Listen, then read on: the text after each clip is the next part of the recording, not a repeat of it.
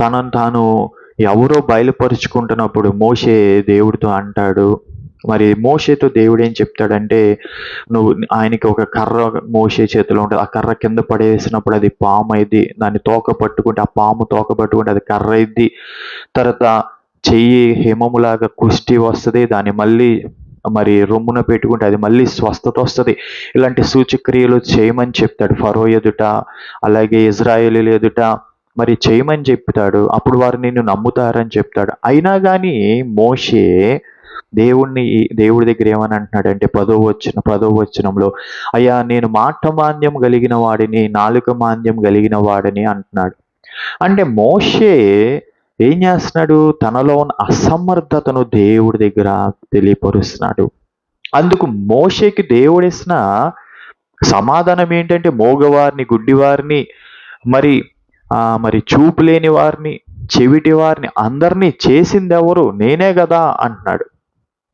అంటే ఇక్కడ దేవుడు తనలో ఉన్న సృష్టిని చేసే శక్తిని మోషే దగ్గర ఏం చేస్తున్నాడు? ప్రస్తావిస్తున్నాడు. అంటే మోషేకి దేవుడు చెప్తున్నది ఏంటంటే, నీకు ఆ మాట మాంద్యము, నాలుక మాంద్యం కలగజేసిన వాడిని కూడా నేనే కదా అని దాని అర్థం అండి. అంటే మోషే దేన్ని చూసుకుంటున్నాడు? తనలో ఉన్న మాట మాంద్యము, నాలుక మాంద్యాన్ని మోషే ఏం చేస్తున్నాడు?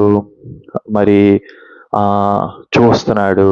కానీ దేవుడు ఏం చెప్తున్నాడనంటే, యెహోవానైన నేనే గదా మరి ఆ మాట మాంద్యాన్ని కలగజేసిన వాడిని, చూపు లేని వారిని, కుంటి వారిని, గుడ్డి వారిని, మరి రకరకాల వ్యక్తుల్ని నేనే కదా చేశాను అని చెప్పి తనలో ఉన్న ఆ శక్తిని, సృష్టిని చేసే శక్తిని దేవుడు బయలుపరుస్తున్నాడు. యెహోవానైన నేను అని.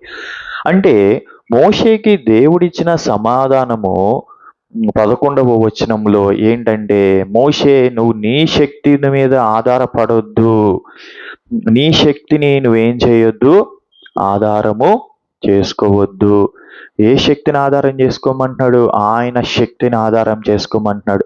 అంటే మోషే శక్తిని ఏం చేయకూడదు? ఆధారం చేసుకోకూడదు. మోషే యొక్క ఎబిలిటీస్ అంటే మోషే యొక్క సామర్థ్యము మీద కాదు. మోషే ఐగుప్తు బానిసత్వంలో చిక్కుకుని ఇజ్రాయేలుని విడిపించగలిగేది కేవలము యెహోవా యొక్క శక్తి ద్వారానే నీవు ఇజ్రాయేలులను ఐగుప్తు బానిసత్వంలో నుండి విడిపించగలవు అని దేవుడు మోషేకి సమాధానం చెప్తున్నాడు.